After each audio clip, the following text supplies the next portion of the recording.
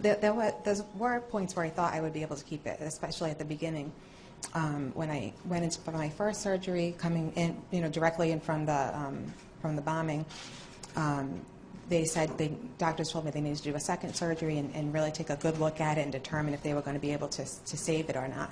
So until they did that surgery, I was thinking there was a possibility that I would be able to, until they actually did it and came back and said, you could, but you probably shouldn't.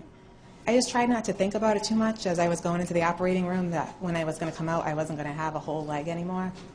And it's been, difficult. But I know that, it's going to only be difficult for a short period of time, and eventually things will get better. Some of them came in, like I had a couple people talk to me about the fact that they were not willing to give up their foot at the point where they had to make the decision that I had to make, and how they really regretted that decision because it was years of pain and unnecessary sort of suffering for them. So, that kind of helped me with the decision, hearing different people say, sort of support what the doctors here were telling me.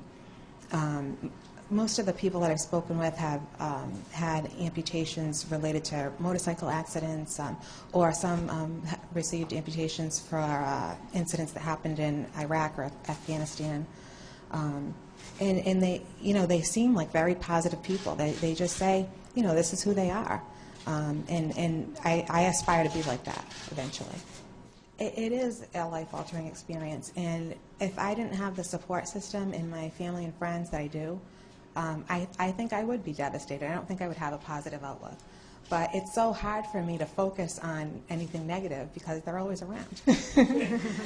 I have hardly any time to myself to really sit there and dwell on it.